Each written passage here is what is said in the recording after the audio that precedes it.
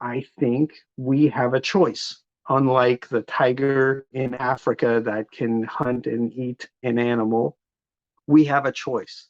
And our choices of how we've consumed our food and the decisions we've made of what we want rather than what our world needs have led us to the point where we see endless rain and endless drought and rising seas and war and chaos around the world. Caloric intake is the primer to war. And we feed 90 billion animals so that we can feed 7 billion humans. It doesn't make sense to me that we do the decisions we make and how we go about caring for humans by not caring for other species. Welcome to Care More, Be Better, a podcast for people like you who care about the social impact of conscious companies and everyday heroes. Hear inspiring stories from those who put people and planet before profit and personal gain. You'll learn how you can make a difference, vote with your dollars, and get involved today. Here's your host, Corinna Bellizzi. Hello, fellow do-gooders and friends. I'm your host, Corinna Bellizzi. Every week, I invite you on a journey to care more so that we can create a better world together.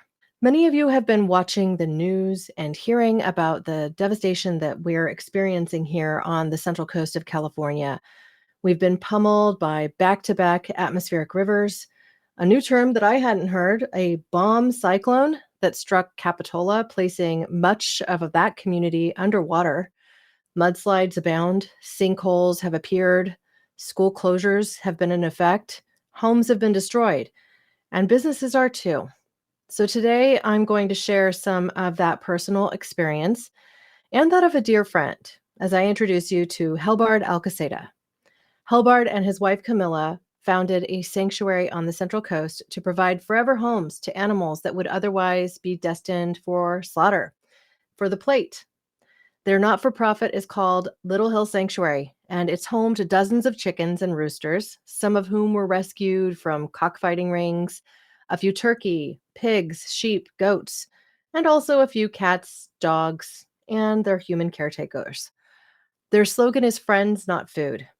Helbard, welcome to the show. Hello, how are you? I'm good. I'm dry. I'm not flooded. I don't have a landslide on my property, so things are pretty darn good. Yeah, I'm on dry land right now too, so it's not that bad over here where I'm at. Luckily, we have an office next to the barn, and it's on the hill. We're called Little Hill, and it's on top of the hill. So the barn's about 53 years old, so it's lasted through a lot of weather, but it's muddy outside, but I'm dry inside right now.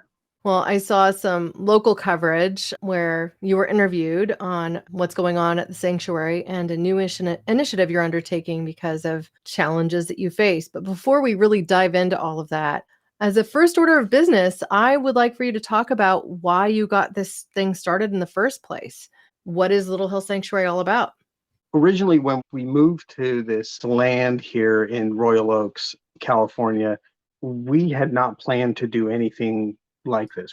There was no future planning of how we were going to lay everything out on the property and if we were going to have animals, or we didn't even have a dog at that point. There was just Camilla and I. And we just happened to be driving through town one day, and there was a yard sale that was happening down the road from here. And I have been a photographer for many years, and I noticed that my eyes caught some vintage cameras that were sitting out on a table. So I pulled in and ran up and started looking at the cameras. And while I was looking at the cameras, a lamb ran up to me. And this ram could not have been more than 3 or 4 weeks. So I started petting this ram, and I asked the people that were having this yard sale, what's the story with this lamb? And they said, oh, well, he's going to be dinner on Tuesday. And this was a Sunday.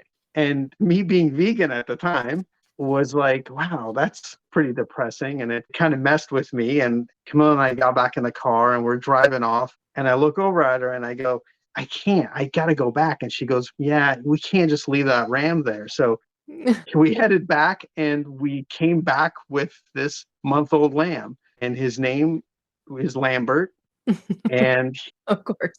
he just hung out with us on the property, and I would call out for him and he would run up to me, and I built him a little pen area, and we just watched this little guy start growing. And next thing you know, we went to get some feed for him, and next thing we know, we see some hens at the feed store that didn't look like they were in a very good place. They were crammed in this small cage, and we got them and we brought them. And next thing you know, there was a sheep and then some goats, and all of a sudden I had all this cost on my hands to care for these animals, and I was paying out of pocket for it, and prices kept going up, and we kept rescuing more animals. And I went to Camilla one day and I said, can you ask for donations? Because I think we're doing all this stuff, but I'm not exactly sure what the plan is for this whole thing, like where we're going with this.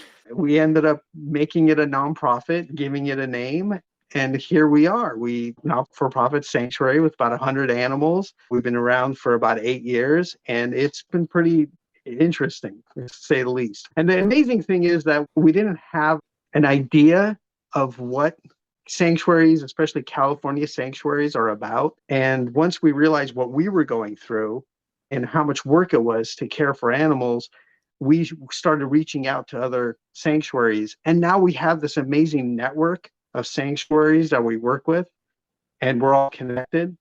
So we went from rescuing this one lamb to now rescuing hundreds of animals every year, and being connected with all these other sanctuaries around the state and the country, and making it much easier for animals that need rescue to go from a place where they're in danger to a place where they can live the rest of their lives in peace and safety, and make it as seamless as possible.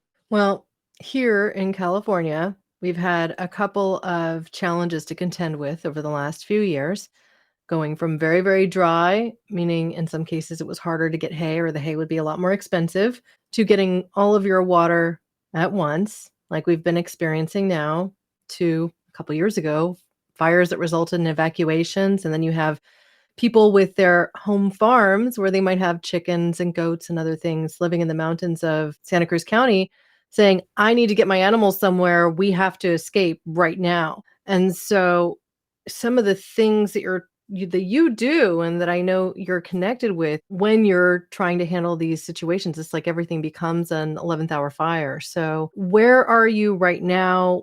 How can people help? And what's the path forward for you? Yeah, the 2020 fires were an eye-opener for us, because not only was our power shut off for a good period of time in the summer, which is something we hadn't experienced before, because power outages here were more of a winter thing. Right. That was every time the wind blew, right? Like, Yeah, we've had power outages for 6 days straight. We had gotten ourselves prepared for that, but then when it started happening in the summer, it was a whole different thing, because like most sanctuaries, our water comes from wells, and wells run on electricity. And when the power goes out in the winter, we collect water, rainwater. We've been actually doing that through this atmospheric rivers. But when the power goes out in the summer, you have to several times a day make sure the animals have enough water. And so we had to change how we were functioning throughout the year. So we've been in this very aggressively moving towards solar. We've been slowly accumulating our solar infrastructure, which we're hoping will go live within the next couple of months. So the entire sanctuary is going to be off grid and run solar. So we won't be relying on Pacific gas and electric services, and we can care for our own animals with our own power source. We also realized that a lot of people in a lot of other sanctuaries are in situations and in environments that, whether it's a fire or a flood, are in a much worse situation than we are when something happens. For example, during the 2020 fires, we rescued about 400 animals in about 2 weeks' time, and all the other animals got returned to their owners or to their homes.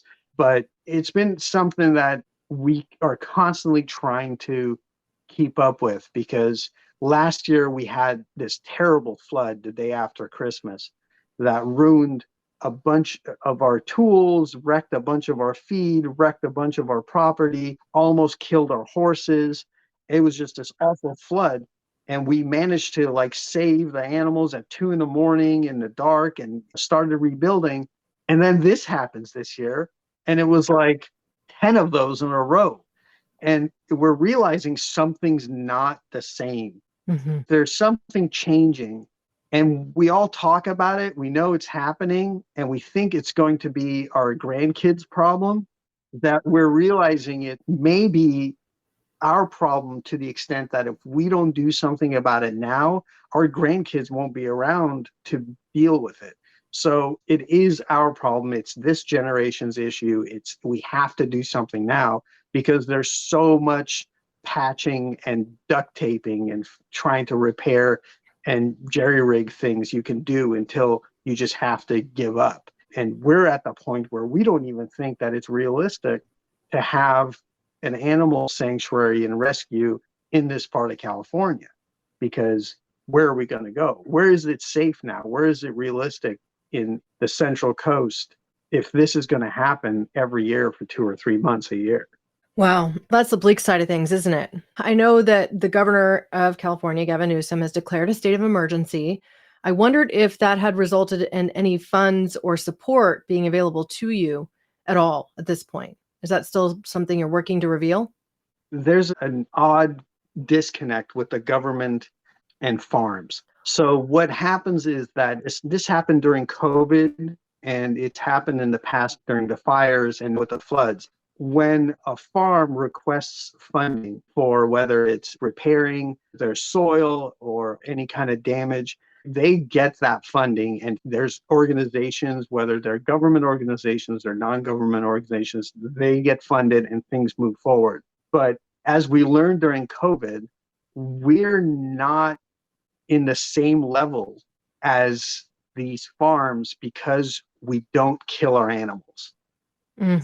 If the animals are here living, getting old, and not being slaughtered, then they are not a part of the economy. So because they're not a part of the economy, government doesn't want to either subsidize or help the organization. Does that change with FEMA, given that federal level is now available? FEMA really has nothing to do with what we do. They're not a part, they don't care.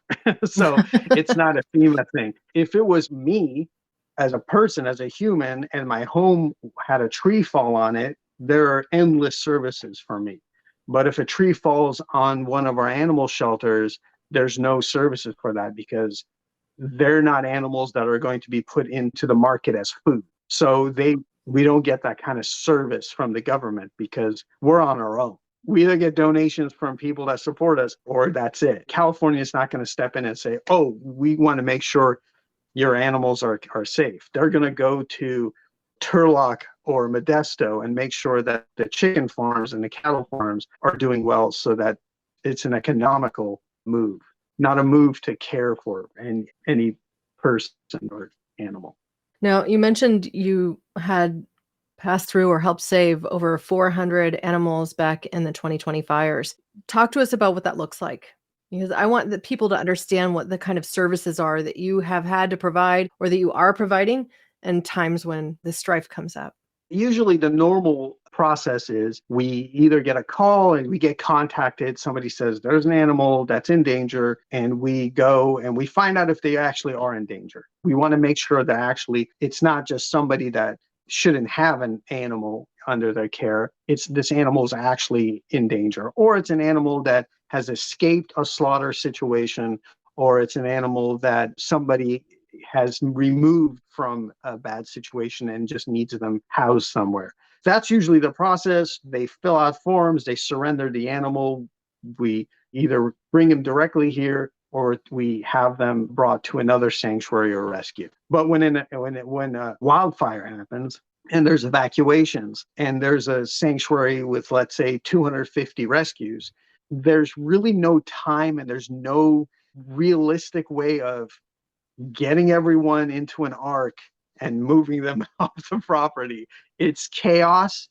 It's everyone getting their trailers over there, trying to round up as many animals as possible. Here we have pigs that are 750, 850 pounds that have never been on any hard ground. They've always been on soil, grass, and mud since they were little babies. So trying to get them into a trailer is impossible because they're like, what are you doing? I'm not going to go into that thing. Well, it's frightening. It's a frightening thing for them. It's frightening. Yeah. Even with horses, They have to be trained.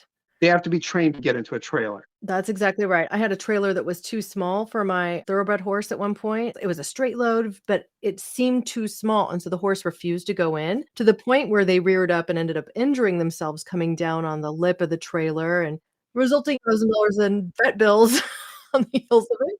Imagine that happening, multiply it by a couple of hundred with fire and smoke coming at you and complete chaos and dozens of people that these animals have never seen before running around with crates. We realize that it's really unrealistic to say we have a plan to get out.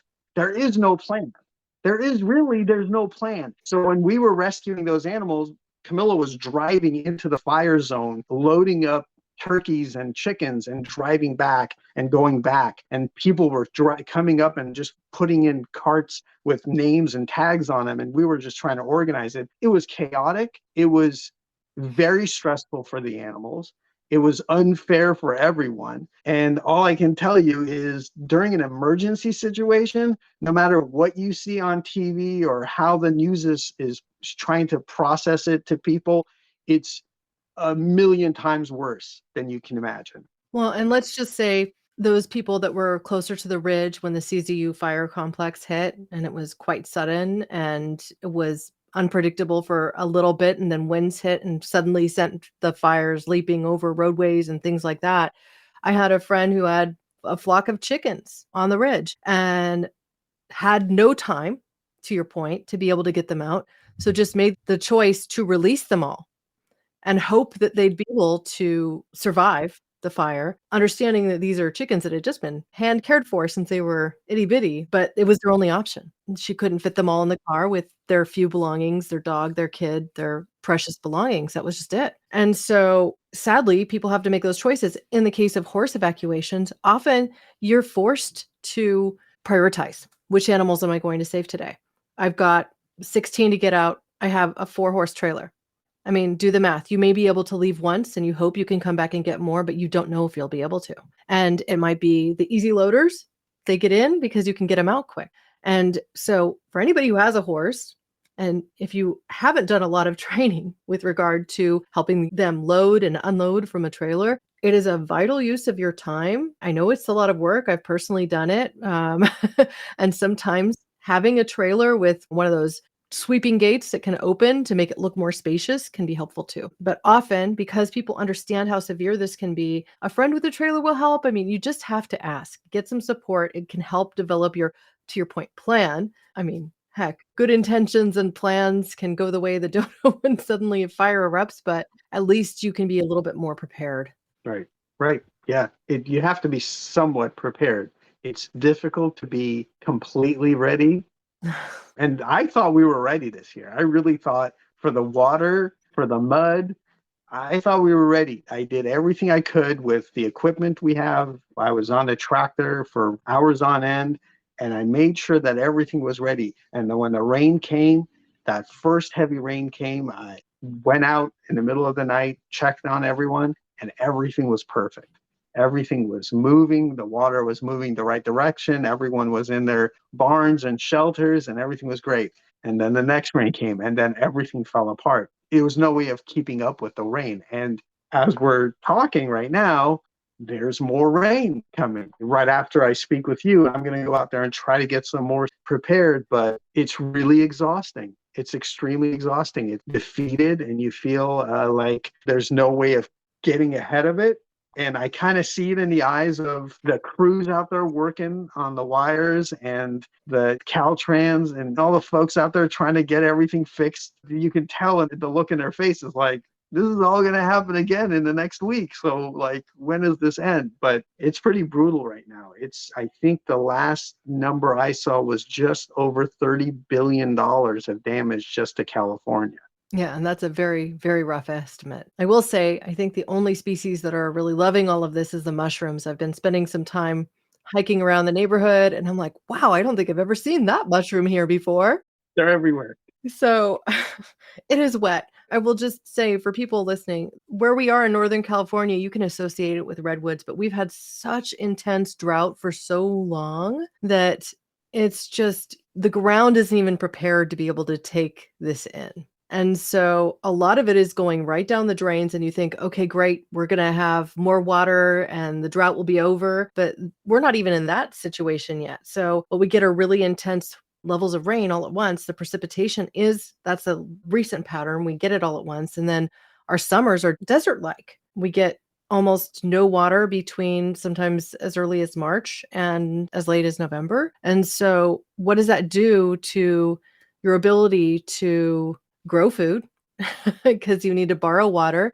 Hay prices are going up, which impacts you directly. I think what we've seen as far as water allocations for California and the growing of alfalfa, oat, and grass hay is something like 30% of what it really needs to be if we're going to be at full production. And so that one cutting or two cuttings missed throughout the summer, depending on where you're based and what your water allocation was. So it just means that problem is also going to worsen. So is there a plan at this point for what that worst case scenario is? Are you planning to relocate the farm? Is that even feasible? Relocating is an option. It's definitely something we're looking at. Where to relocate is the real question, because where is it not happening?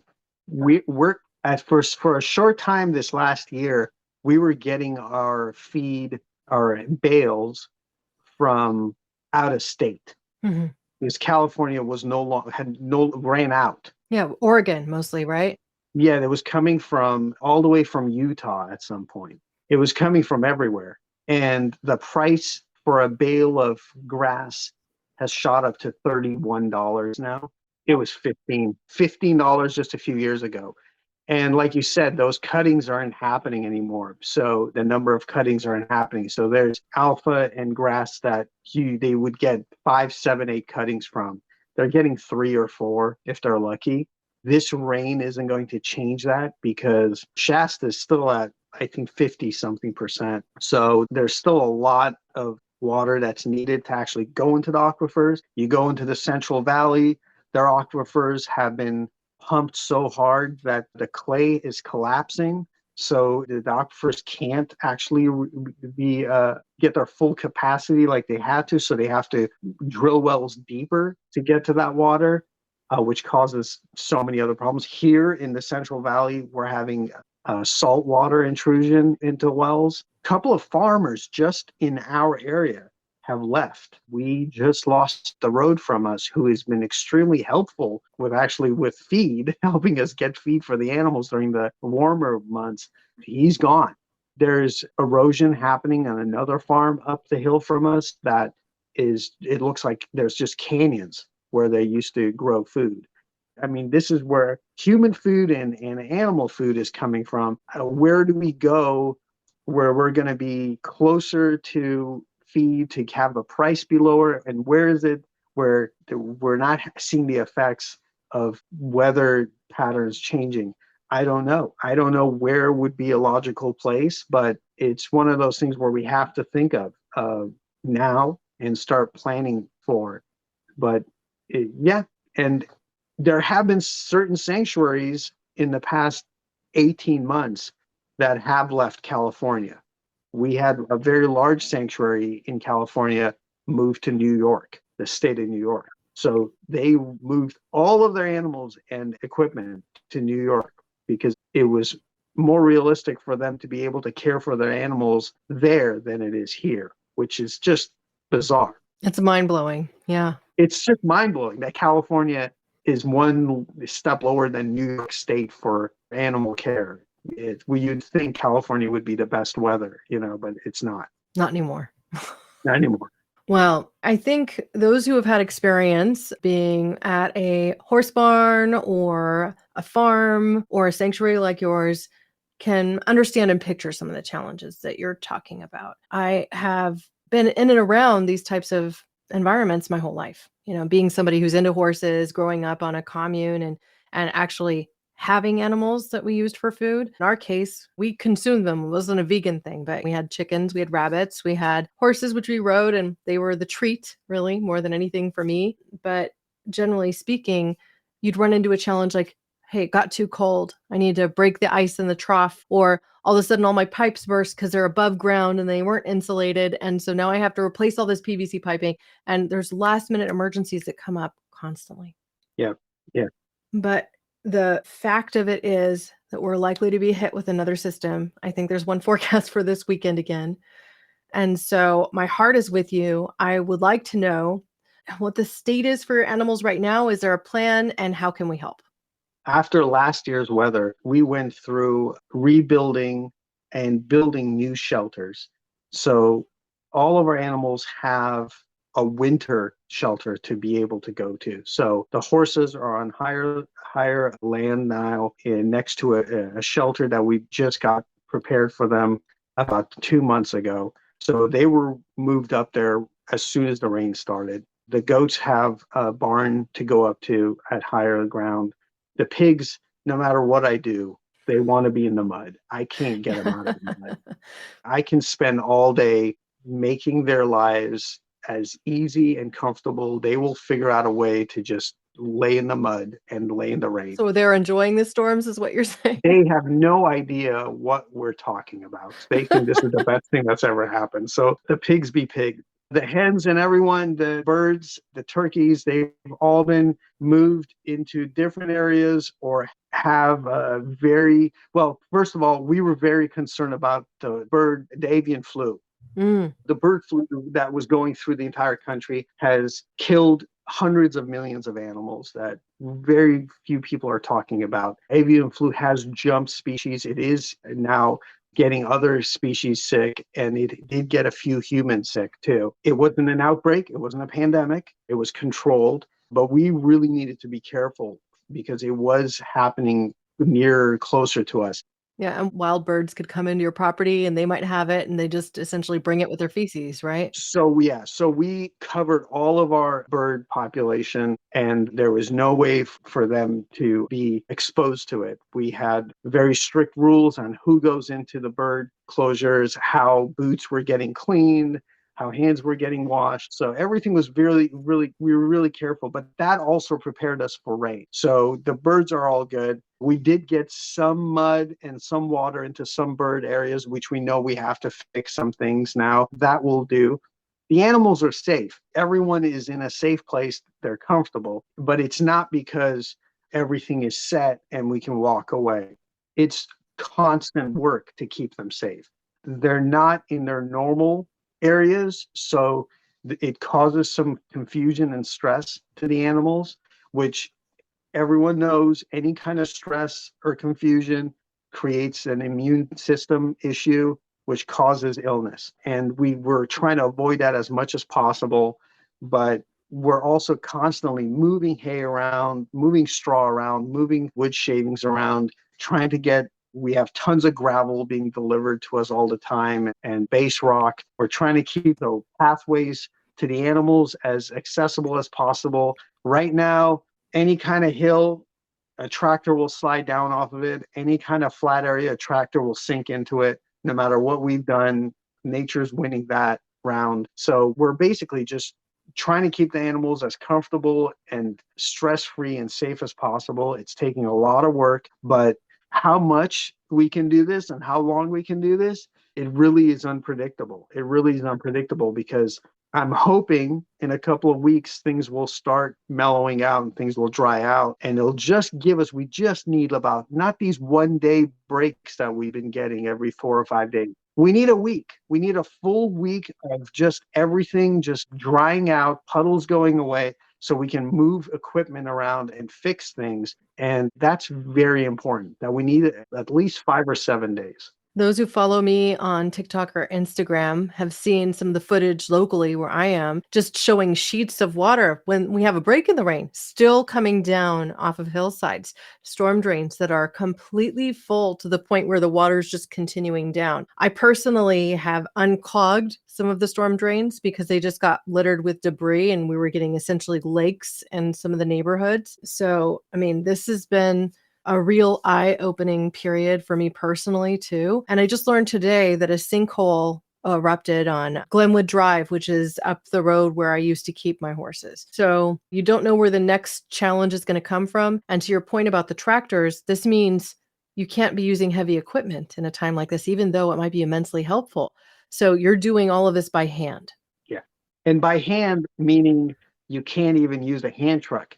Wheels sink into anything out here right now. A bale of mix is, 70 to 100 pounds. Well, especially if it has any water intrusion, right? Right, right. We've been really good with making sure our feed is dry, but it's heavy. 50-pound bags of feed. It's not a big deal unless you have to carry them for a very long path and in the mud. And the mud here is now, at best, it's like 4 or 5 inches. In a lot of spots, we're going at least a foot of mud that we have to walk through with feed. So you have to wear waders, not just boots, it sounds like. Yes, I have my Halloween costume set for next year. I'm all ready to go. Oh dear, the times we live in. I know. Well, as we prepare to wrap, I'm going to share a couple of things. One, I did start a fundraiser on Facebook for your sanctuary. Now it's shared on my personal page, but also on the Care More Be Better page. And so anybody who visits my page can choose to make a small donation. If they are recurring, you're actually getting matching funds from a generous donor. And so I set up a recurring donation of $25 a month, but hopefully I can keep that up and keep contributing. I'm also asking for anybody from the community who's able to do so to please consider doing it. You can also start your own Facebook fundraisers if this is something that you're passionate about. And the benefit of doing that is simple. A Facebook fundraiser, they cover the 3% charges that would otherwise be taken away from Helbard and Little Hill Sanctuary. So the money that you put forward can all go to work as opposed to just part of it. And sometimes that 3% makes a difference. Secondly, I want to say something about animal welfare in general. And this is really coming to people who are considering getting another animal in your own life. Please adopt or rescue before you go to a pet store, no matter what you're looking at. I have seen at our local shelter anything from guinea pigs to rabbits to even baby goats. So lizards of all different sorts. We have adopted a bearded dragon, 3 guinea pigs. My dog is a rescue. My horse was a rescue. So again, just think about providing that forever home to an animal in need. I just think it's the best way to do things. We don't need to go out there and get the purebred animal. There are plenty of animals that need homes. So I'm going to step off my soapbox and ask you if you'd like to leave our audience with any closing thoughts. Yes, my job would be a lot easier. What we do would be a lot easier if people that eat food, which is most people I know. Unless you're a breatharian, right? Yes, yes. Well, yeah, we know the story behind that. If you spend some time, because we're never taught this as children, if you spend some time where and how your food is brought to you, go to farms. There's a lot of farms that are open to the public. They have days where they open their farms during the summer, fall months to have people go and visit. Everyone lives within 10 minutes or an hour of a farm. You can go see a farm and see what's going on. And as a vegan, I suggest people go to slaughterhouses. People go visit where chickens are raised for food, and to experience that also, because I know that makes a huge difference in how people eat. And then teach younger people and your children what you see and what you experience. I think my experience of rescuing animals, most of them that were going to be consumed by humans, has changed the way not only of how I act with animals, but it also changed the way of how I interact with people. I think we have a choice. Unlike the tiger in Africa that can hunt and eat an animal, we have a choice. And our choices of how we've consumed our food and the decisions we've made of what we want rather than what our world needs have led us to the point where we see endless rain and endless drought and rising seas and war and chaos around the world. Caloric intake is the primer to war. And we feed 90 billion animals so that we can feed 7 billion humans. It doesn't make sense to me that we do the decisions we make and how we go about caring for humans by not caring for other species. So just learn where your food comes from. I was just recently speaking to somebody who didn't know a lamb was a baby sheep. And to me, an adult with a family not knowing that a lamb is what we call a baby sheep, they just thought it was a different species, an adult species, just tells me how we've been raised and how we've been educated about food. Educate yourself about food. Know where things come from. Know what ingredients are, because it makes a big difference. It makes a huge difference for everyone.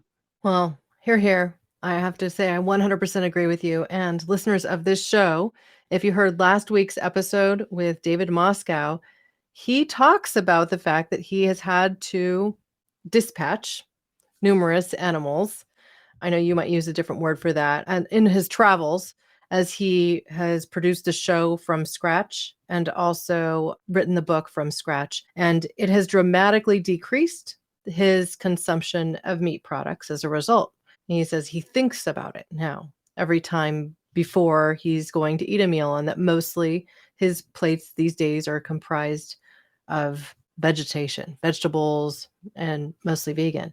And so even if most people would consider making some shifts by getting more closely connected to food, it could have a dramatic impact. There's another of my favorite authors, Jonathan Safran Foer. He is a vegan author. He wrote Extremely Loud and Incredibly Close, some other books that have become film adaptations as well. And he has written a book called Eating Animals, as well as another about saving the climate. And I'm forgetting the title of it now. But he wrote an essay that's included in Paul Hawken's Regeneration, Ending the Climate Crisis in One Generation. And in that essay says, if you can just go vegan before dinner, like no animal products before dinner, that it would ultimately make a huge difference. And the number of animals that are consumed, that are farmed for our climate, for our health, that all of these things can come together. And there is a health reason for doing this as well. So if that isn't enough to convince you, then think about this. The fact is that when you consume more meats, you produce more advanced glycation end products, which age you prematurely and which can actually impact your health in a very negative way with time. And so I know there are movements out there like the carnivore movement, among other things. I don't even want to touch them with a 10-foot pole. Just understand that there's a lot of science behind eating mostly plants, and getting your nutrition from plants can be an incredible way to support your health and vitality long term. So I'll step off that soapbox now. Helbard, it's such a joy to have the opportunity to finally tell your story. I've wanted to do this for some time, and I'm sorry that it had to be under such extreme conditions, so to speak.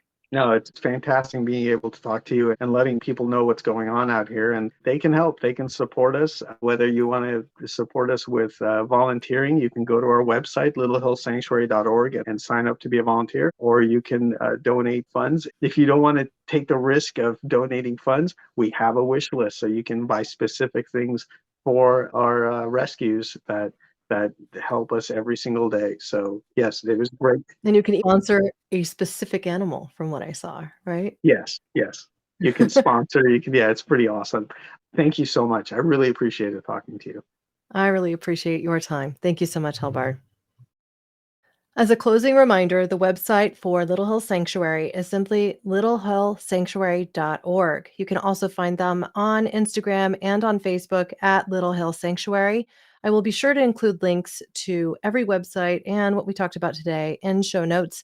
including that video feature where Helbard was actually featured in the news. Remember, when you donate on Facebook, that they do cover the fees and they make it very simple to start your own campaigns. So whether it be a charity like Little Hill Sanctuary or another that's local to your community, you can go ahead and do that to support charities you really care about, from donating your birthday to just stepping up in a time of need.